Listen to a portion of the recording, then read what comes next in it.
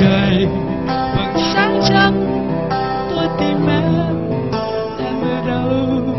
Khi chim phi bay về rừng, khi con suối đang hát ru nơi rừng sâu, tôi tìm em ở đâu? Tôi tìm em ở đâu? Vầng trăng kia hay là em?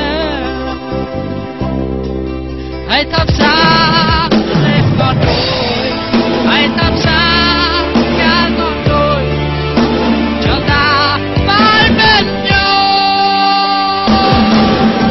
Về bên anh nơi người, về bên anh nơi người, người kia vẫn mãi xuống rừng, thác kia vẫn mãi leo rừng, anh mãi đi.